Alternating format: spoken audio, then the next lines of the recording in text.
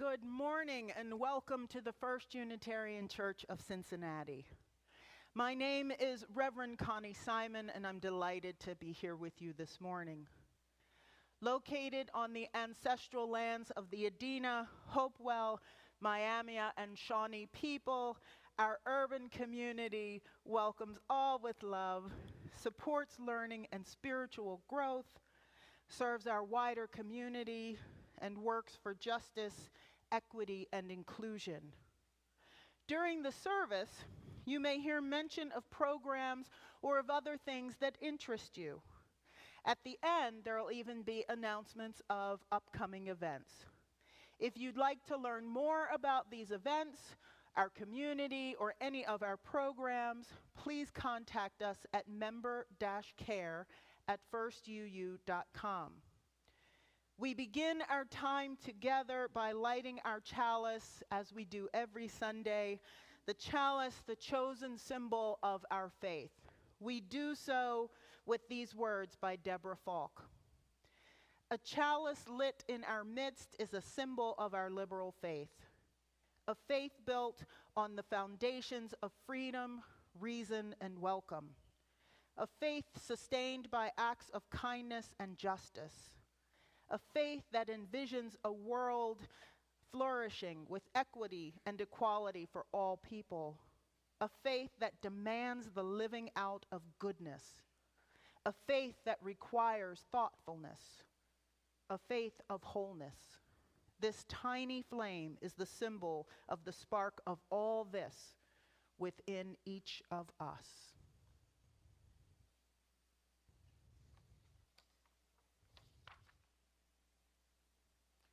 Please join now in singing our vision song. The words will appear on the screen.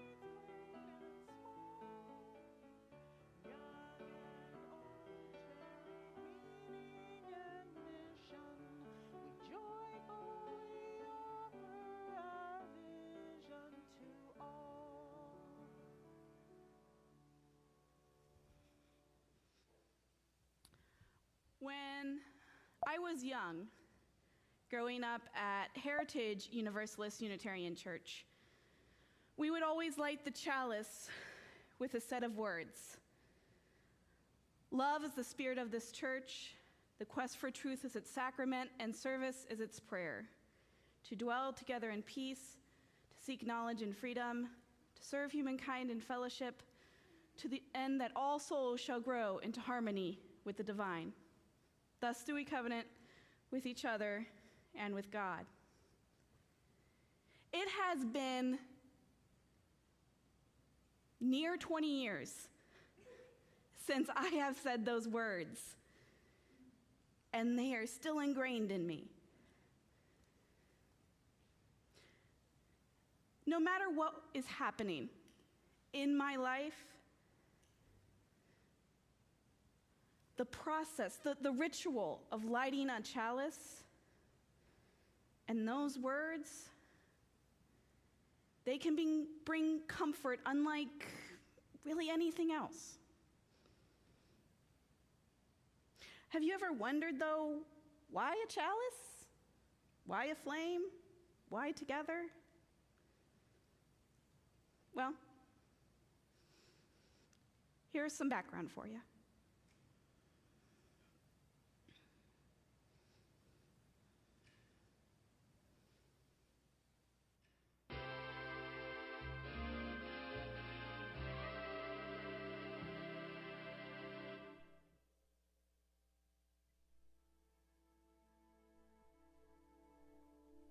A cup of light by Pamela Baxter. Illustrated by Terry Stafford. Each Sunday, Unitarian Universalists in congregations everywhere light a chalice. Lighting the chalice shows that the worship service is starting. It reminds us that this time together is special. Some families light a chalice before eating dinner. Sometimes we light a chalice when we are traveling far from home, which gives us a sense of comfort in a strange place. The chalice helps us remember that, near or far, Unitarian Universalists are all connected in spirit. Chalices come in many shapes and sizes. Some are large, others are small. Some are plain, others are fancy. No matter what shape, size, or color they may be, one thing makes all Unitarian Universalist chalices the same. They all hold a flame. The chalice with a flame, the flaming chalice, is the symbol of Unitarian Universalism. You can find pictures of flaming chalices on banners and signs, on jewelry, clothing, and even on pencils and bumper stickers. Take a look around a Unitarian Universalist church or event. How many places do you see the Unitarian Universalist symbol? A chalice is a special cup. A cup may hold water to refresh someone who is thirsty. A cup may hold soup to nourish someone who is hungry. A cup can help sustain life. Chalices have been used in religious ceremonies around the world for centuries. They can also be symbols for achievement or celebration. Your award for winning a spelling bee may look like a cup. Your family may have a set of glasses that you use only for special occasions. Fire is mysterious. You can feel its heat, but we can't actually touch it or hold it. Fire makes things change. It can melt metal or turn a mound of sticky dough into a hot loaf of bread. Fire provides warmth and light. It takes only a small flame to brighten the darkness. Just a small fire to warm a cold night. Unitarian Universalists put the chalice and the flame together to make the symbol of the flaming chalice. Here are some ways to think about what the flaming chalice represents. The chalice might be our community. The flame, change. We are each changed by being part of this loving community. The chalice might be our sharing community. The flame, mystery. Together, Unitarian Universalists explore the great mysteries of life. For some, the flaming chalice means hope. It reminds us how much good we can do when we work together. Some people say that the flaming chalice reminds them of joy and celebration, like the candles on a birthday cake. Everyone is special. Everyone has a special light inside. When we let our light shine and share it with others, we make the world a better place. Each of us is like a flaming chalice. What does the flaming chalice mean to you? If you drew a picture of your idea, what would it look like? When Unitarian Universalists light the chalice, they often say some special words called chalice lightings. Here are some chalice lightings that you might like to use. You can also make up a chalice lighting of your own. We light this chalice, the symbol of Unitarian Universalism. This is a church of open minds, loving hearts, and helping hands. We light this chalice for the light of truth.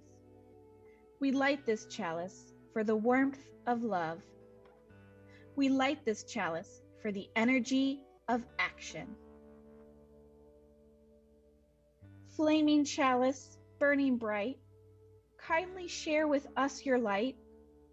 Help us learn how we may care for all people everywhere. I light this light for freedom. I light this light for truth. I light this light for beauty. I light this light for diversity. I light this light for unity. Each Sunday, in congregations everywhere, Unitarian Universalists extinguish the chalice's flame when classes and services are over. But even though the flame is gone, the light it represents never really goes out. It shines in me, it shines in you, it shines in all of us. Let your light shine. For parents, other adults, and religious educators, the story of the flaming chalice. Before it became the symbol of Unitarian Universalism, the flaming chalice was the symbol of the Unitarian Service Committee, USC. When it started in 1940, this group's most important mission was to rescue Jews from Europe.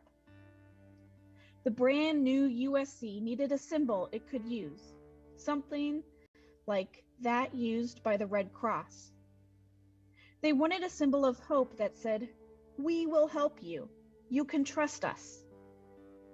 The Jewish people who needed assistance came from many different countries and spoke many different languages. The symbol had to be something easy to recognize. The USC also needed an official symbol for the documents they provided to the people they were trying to help. At that time, anyone traveling had to show proof of their identity. Anyone traveling with Jewish identification papers would be arrested. The USC hoped that if their fake documents had a symbol that looked important, no one would ask questions. This way, people could travel to safety. The American Unitarian minister, Waitstill Sharp, and his wife, Martha, set up a USC office in Lisbon, Portugal, where another minister, Reverend Charles Joy, joined them. There, they met an artist named Hans Deutsch, who had fled from his home in Austria. Reverend Joy asked the artist if he would create a symbol for the group. Deutsch designed a chalice with a flame. This symbol was made into a seal for papers, and USC volunteers wore badges bearing the emblem. To many people, the chalice with the flame represented bravery, compassion, and hope, and a way to safety. It is still the emblem for the USC, which is now the Unitarian Universalist Service Committee. The group continues to bring help and hope to people around the world. In 1961, the Unitarian and the Universalist churches decided to join together. Eventually, they decided that they needed a symbol too. The Universalists already had their own, a cross set to one side within a circle. The Unitarian Church did not have a symbol.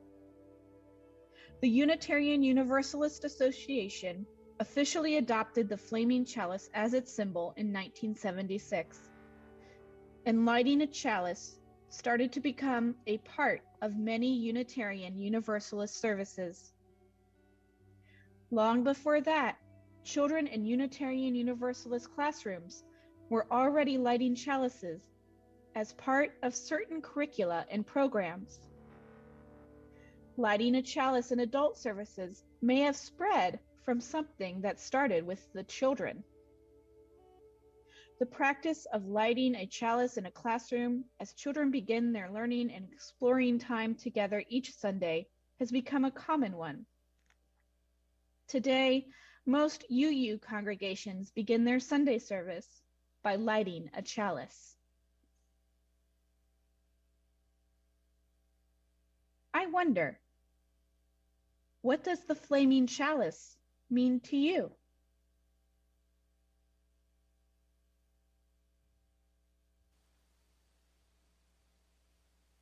Here is an opportunity for those of you who remember it and know it to sing the chalice song.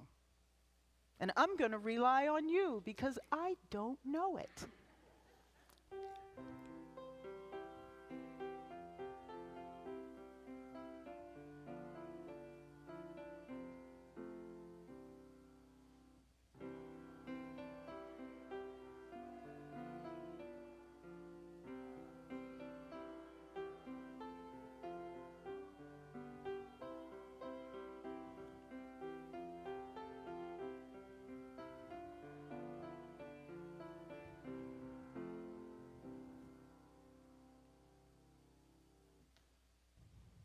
That was interesting. I thought there would be more excitement and more something with it. How many of you remember singing that? I just want to see by a show of hands. Maybe half. That's interesting. Okay. Well, I hope that that will count as a joy for you this morning. Because this is the time in our service when we acknowledge our joys and our sorrows. Those things that have happened in our lives since last we were together. The good things and the not so good things. The happy things and the painful things.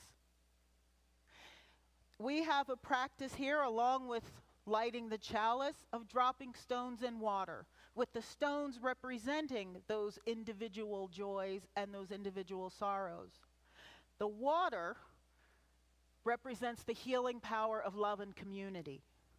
So by dropping your stone in the water, you can amplify your joy, sharing that joy with others, and you can also seek to soften your sorrows and pains. The water that's in here is partially normal water, but it's also water that has been blessed by this community. Another of our practices is that every fall we collectively bring water from wherever, and we each put a drop in a large bowl, and with it we share what we bring to our community for the coming year. And that water is then sterilized and used as baby blessings, child dedications, and a drop of it goes in here every Sunday morning. At the end of the year, the water that's remaining is used as the base for the next year's water communion. This contains water that we started gathering in 2018. I only have this much left thanks to COVID.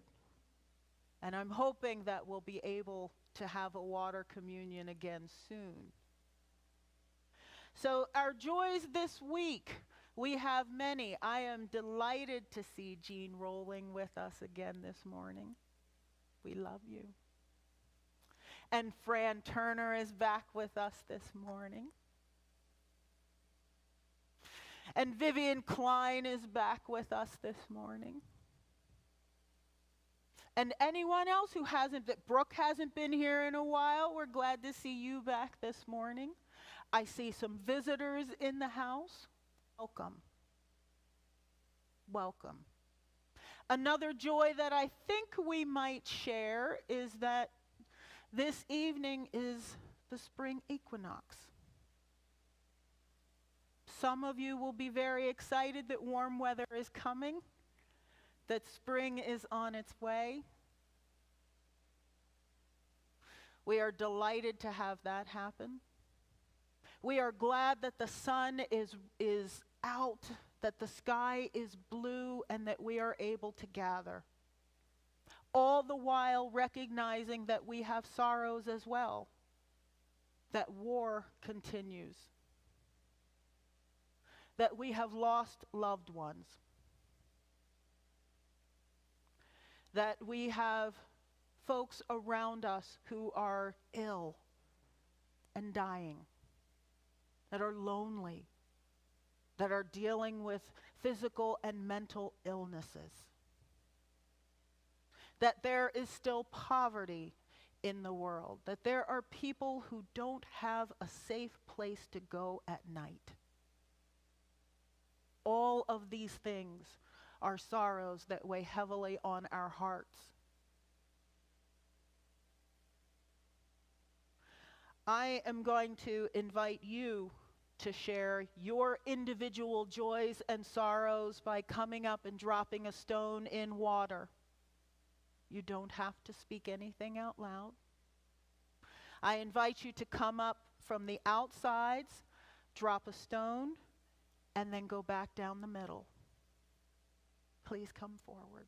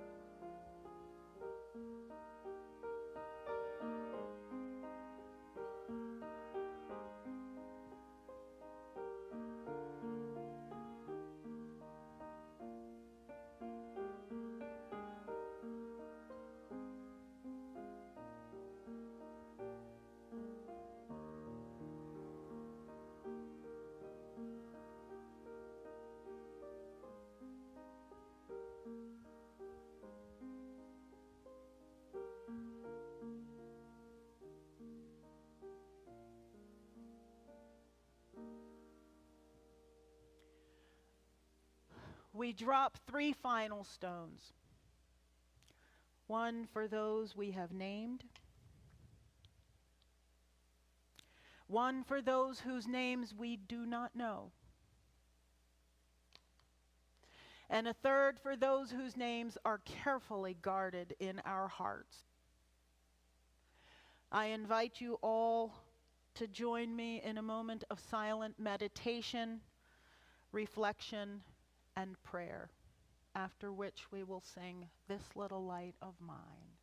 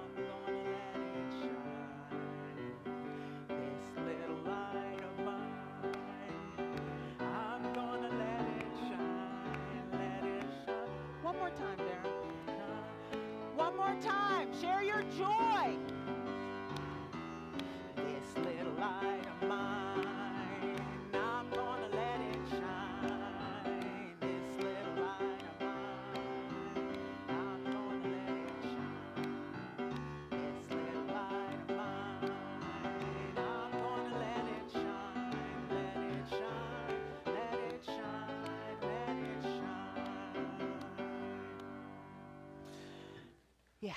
Sometimes it's important to share your joy too. It's okay. We have joy this morning. We are glad to be together this morning. Take a deep breath and let it settle. It is our practice at this time to talk about an organization or a cause within our community to which we are donating our plate offering. During the month of March, this is our stewardship month. We have not dedicated the plate to an individual organization this month.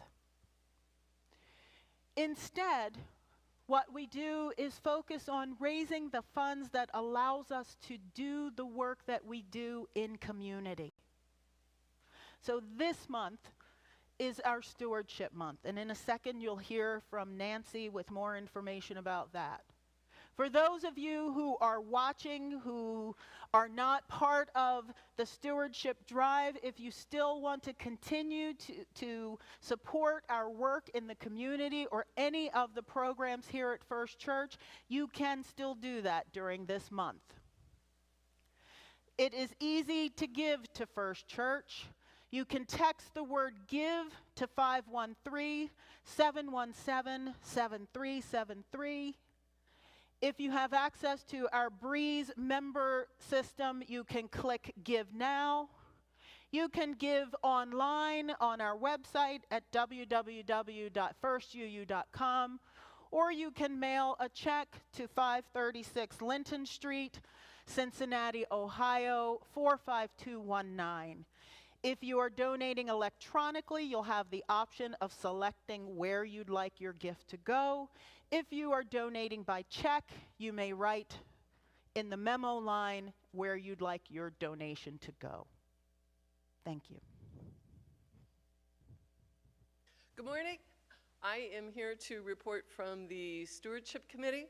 And first and foremost, we really want to thank our canvassers who are out there. They are our boots on the ground. They're the ones out there having conversations with you all, and they're the ones that are really helping to reconnect us all together. And we want to name these people out. So a huge shout out to Lynn Martin, Fran Turner, Jenny Casey Leininger, Martha Walker, Rebecca Schaefer, Ellen Wathen, Carol Lloyd, Marita Morrow, Gary Gephardt, Dave Wallace, Tim Kraus, Dick Miltner, Molly Gillespie, Patricia Royer, Faith Maynard, John Tenzing, and Dennis Finney.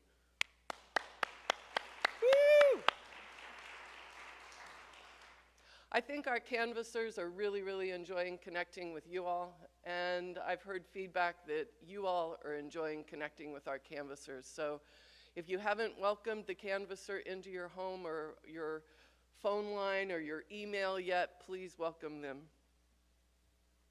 Their conversations with you have really helped us think about our path forward as we recommit to First Church.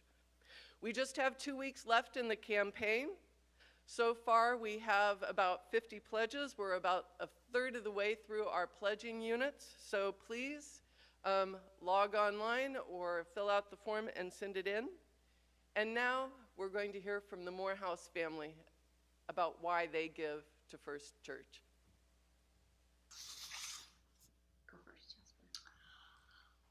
What First Church means to me is that I get to hang out in the activity room and that I get to listen to part of the service.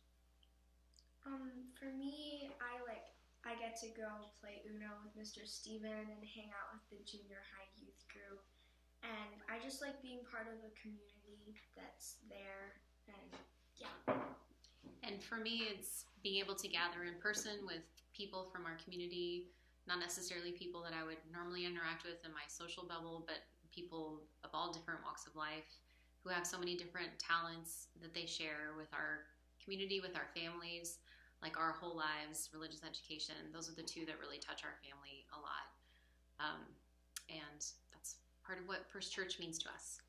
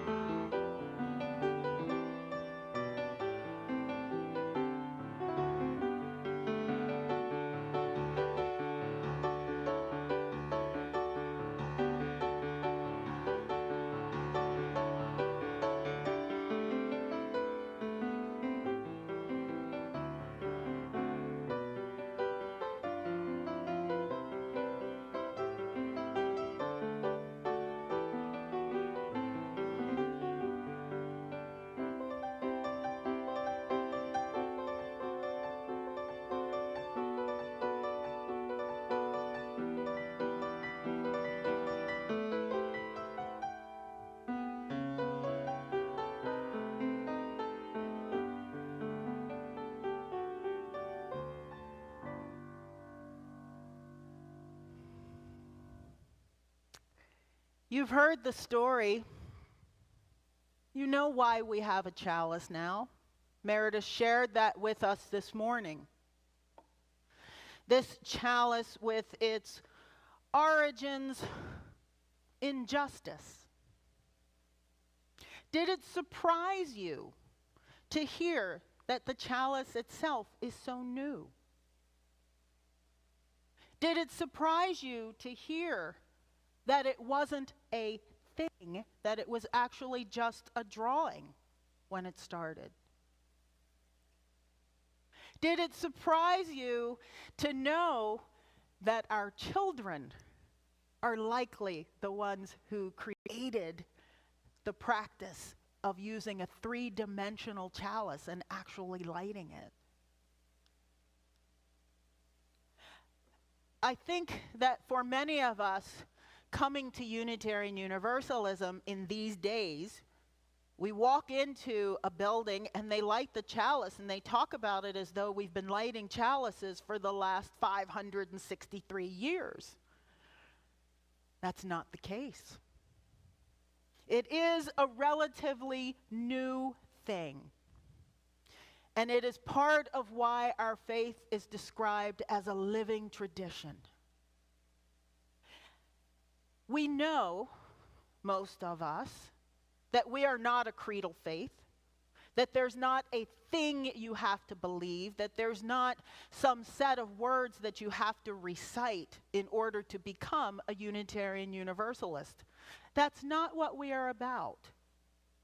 And even if you did, which some Universalists did in the early 1800s, even if you did, it didn't mean that that was the be-all, end-all of the faith. One of the core principles of Unitarianism and also with universalism, is that revelation is not sealed. So there is no one answer. There's no one way to be that has to stick with us forever and ever. Unitarianism, Universalism, and Unitarian Universalism are living traditions in that they continue to evolve and to grow over time. They change. They're not stagnant. Who wants a stagnant faith? We need to be able to adapt and to grow and to move forward. And there are many ways that we've seen that happen.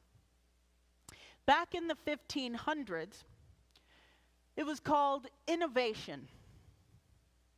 So you may have heard of King Sigismund in Transylvania, who is the person responsible for the Edict of Torda.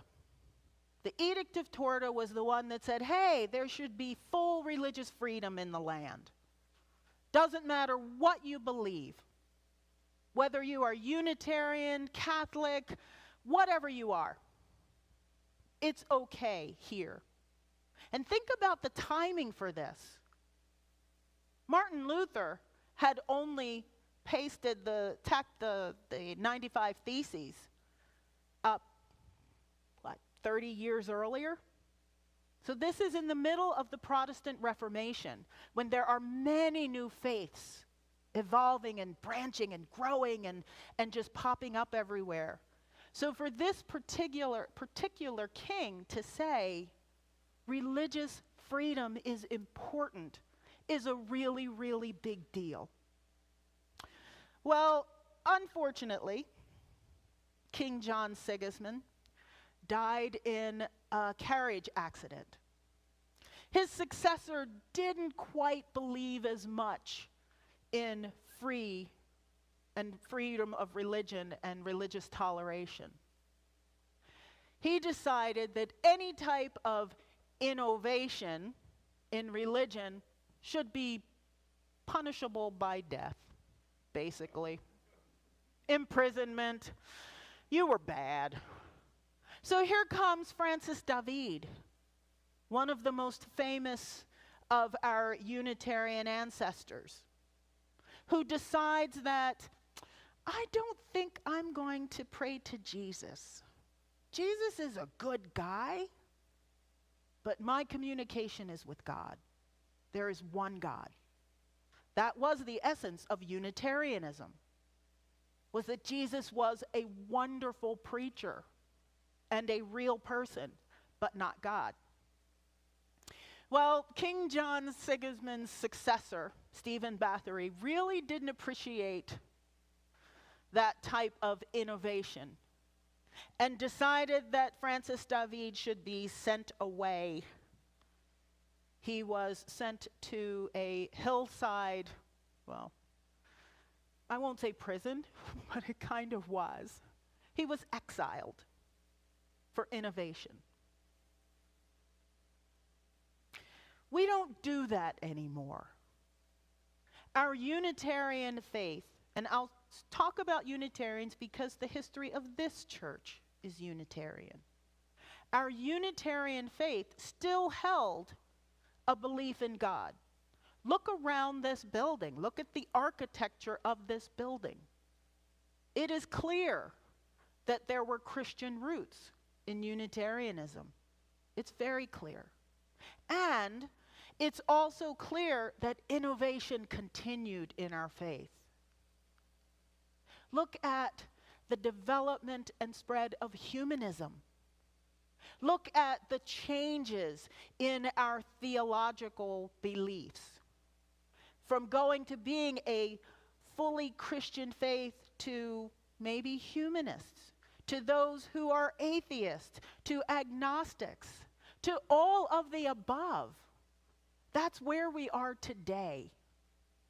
We are a place where innovation continues theologically. We ask ourselves questions. We wonder, what are the sources we should be looking at? There's that word, sources. We have 6 sources, not just the Bible. We have 6 sources. Our sources being our Jewish and Christian heritage, our Judeo-Christian heritage, the words and deeds of prophetic people, Eastern religions, nature, science, direct experience. All of these things allow us to continue to innovate and to evolve. Not only have we evolved and innovated theologically, we've also done so politically and socially. We've gone from a time when there were people in this room who would have supported slavery. We have gone from a time when there were people in our congregations who did not believe women should have the right to vote.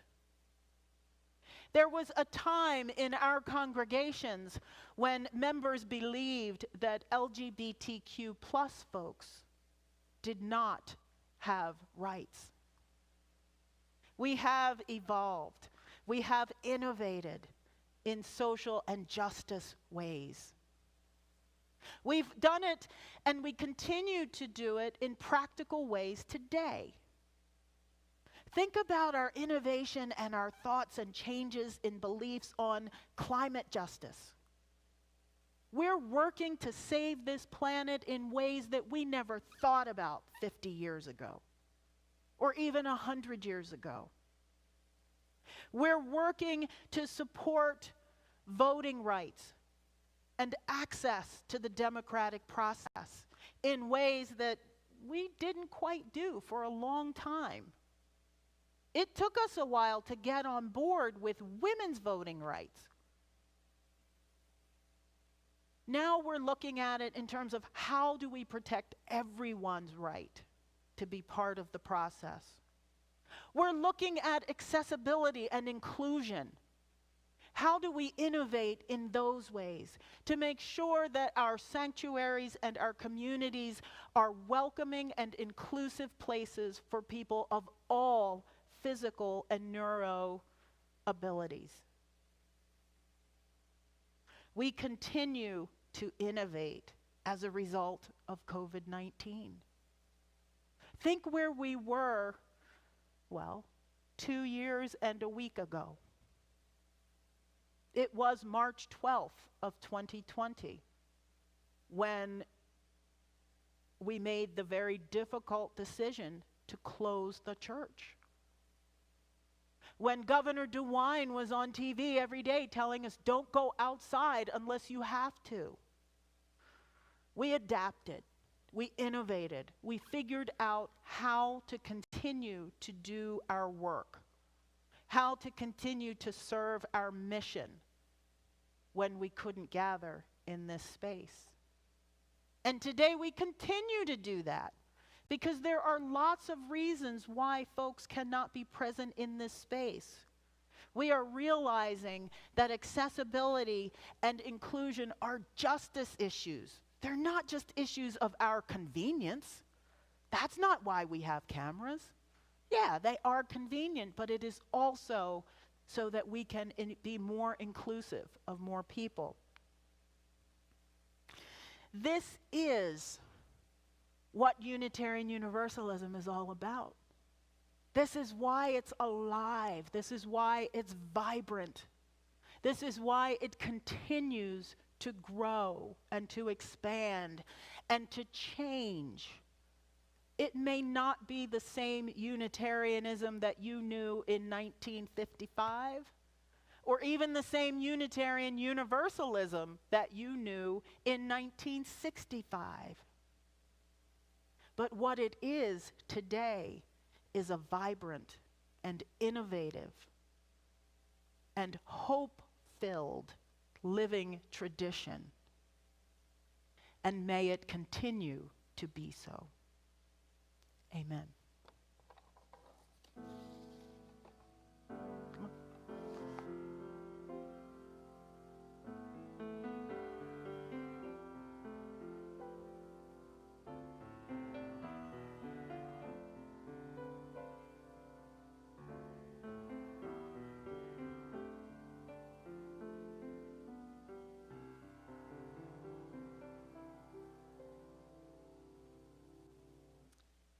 morning, everybody. If you don't know me, my name is Jan Connie. And I'm sure many of you will agree with me that this lousy pandemic that we've been through and are still going through has one positive side to it. It's brought us all to a new level of awareness of many important things. So maybe it wasn't all bad, this pandemic. Hopefully we've learned a few things. Our weaknesses as well as our strengths. Maybe it's made us wake up and confront some changes we need to make. Maybe it's helped us reorder our priorities. Experiencing numerous online church services during the pandemic brought me to a new level of awareness. I started really thinking about what we're showing of ourselves on YouTube. To whom? Not so much to ourselves, but to visitors who have heard about us and thought they'd give First Church a try. And to random viewers who accidentally happened up onto one of our services on YouTube and wondered what we were all about. Seeing it through their eyes, I began to wonder what clearly identifiable object or symbol we had to show that we were a Unitarian Universalist church. I realized we needed a very visible and instantly recognizable symbol in our videos. The iconic flaming chalice with two rings. That would identify us to those random viewers who we hope to welcome into our membership someday. It's on our Reading Road sign, but random viewers aren't able to see that during virtual services. It's on the facade of our church, but they can't see that either, not during a virtual service.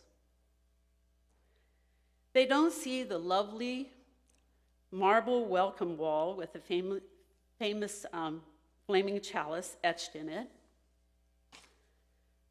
The camera might catch a glimpse of our gorgeous rose window if the screen's not down.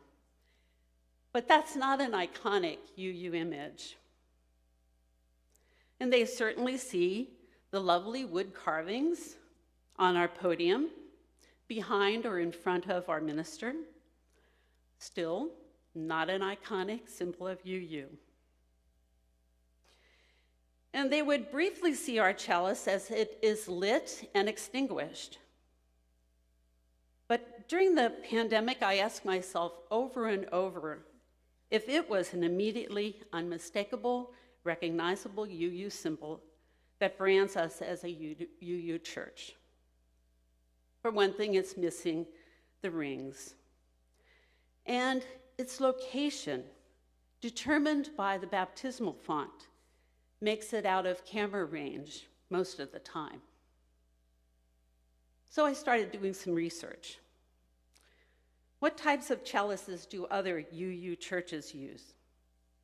Here's one in Melrose, Massachusetts, and another in Providence, Rhode Island, and another in a stunningly designed church in Albuquerque, New Mexico. I looked on the UUA website and found the lovely Tree of Life flaming chalice designed by a UU named Mordecai Roth that's used at GA, the General Assembly. A little more digging led me to a conversation with his stepson, who took over the sales of his stepfather's work since Mordecai's death several years ago. I found out that that chalice is quite large and is no longer being produced, but two smaller and simpler designs by Mordecai Roth are.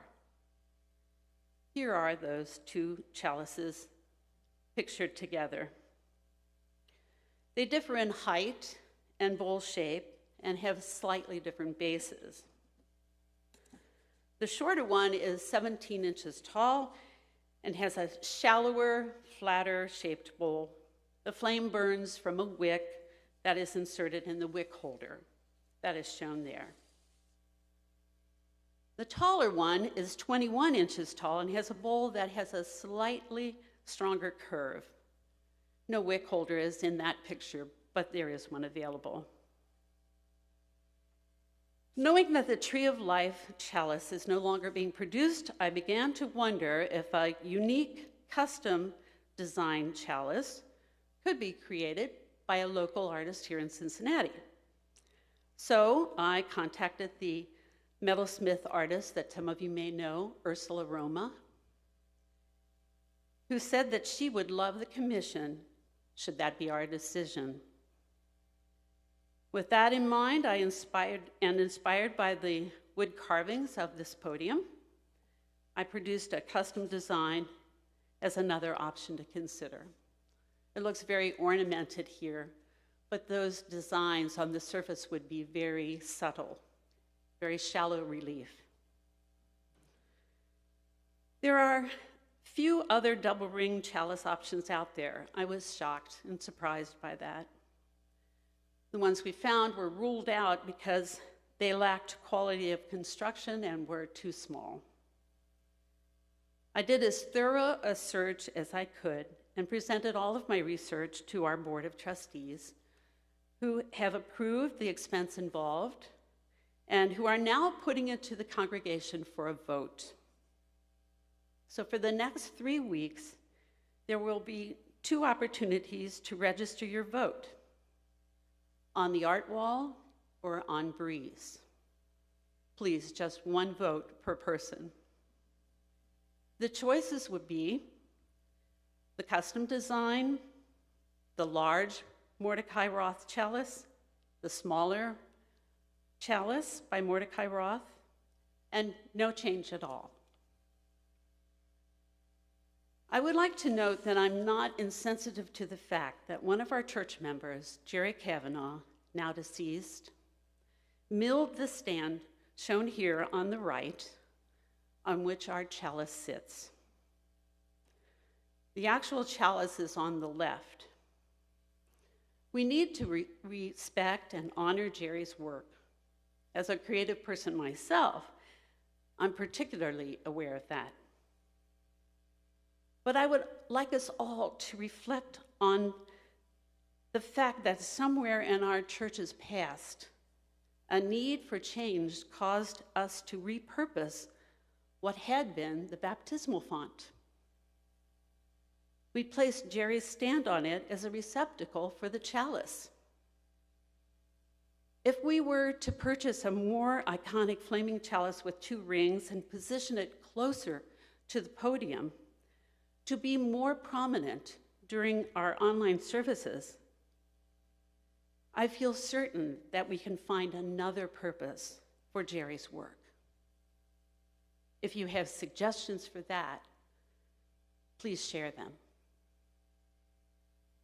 At this inflection point in our church's history, as we ask ourselves what our post-pandemic church will look like and how it might function differently from the past, I encourage you to strongly consider our new reality of online visibility and how an unmistakably identifiable symbol of Unitarian Universalism, a double-ringed flaming chalice, would give us the identity we need to attract and grow our congregation. Not only would it help visitors and strangers understand us as a unique spiritual denomination, it would help our current members to feel a larger, stronger sense of belonging, especially in times of isolation, by a pandemic or by accessibility issues. We belong to a larger fellowship, and I feel it would be best for us to display the iconic symbol that identifies and bonds us together. I hope you agree.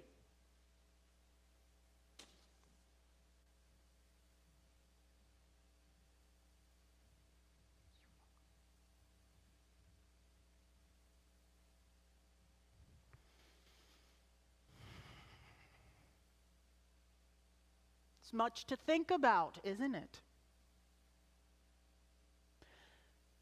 This being your chalice. This is the chalice. We just want to make sure that we're clear on that. This is a flower pot from my garden. This is the stand.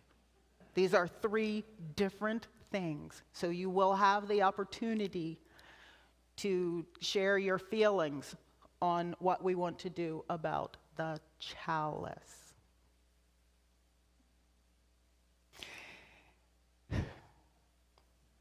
This little oil lamp, this small chalice is mighty in its power, though. It still holds the flame that unites this congregation. How many Sundays has worship begun with the lighting of this oil lamp? How many times have you extinguished this lamp at the end of a service? Its meaning is not lost. Its value is not lost. This is an opportunity for us to continue to evolve, to transform, to innovate as a living tradition. I hope that you will share your thoughts. So with that, let's extinguish our mighty flame by reading together the words that will appear on the screen. We extinguish this flame, but not the light of truth, the warmth of community, or the fire of commitment. These we carry in our hearts until we are together again. Thank you.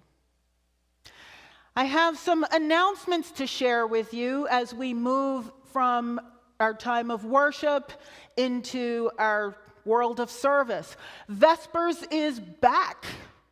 This Wednesday, March 23rd, we will have a potluck at 6 o'clock in the Ellen Hall room. I see people clapping. Yeah. This is also an opportunity for us to welcome people who might be interested in our community. In speaking with Allison Irwin, who is the chair of our membership team, we thought, how better to welcome people than with food? So getting to know you and the Vespers potluck will be combined. At 7 o'clock, our Vespers service will be the showing of a video around the Defund Fear book. It's actually an interview with several UU religious professionals and activists on their reactions to the book. So if you are reading it as part of our common read, this would be a great opportunity to come see the video. It's not very long, and to share your thoughts on it. Also, the women's retreat is back. Yoo-hoo! Together again. The women's retreat will be happening May 20th through the 21st at Transfiguration Spirituality Center. If you are interested in attending, please contact Mary Mark. There we go. The email address is on the screen. If you're watching at home, just press pause so you can write down the information and register for the event. She would love to have you there. Also, we will be celebrating the life of our beloved Joe Rowling next Saturday at 2 o'clock here in the sanctuary. There will be a reception afterward with a toast of his favorite wine.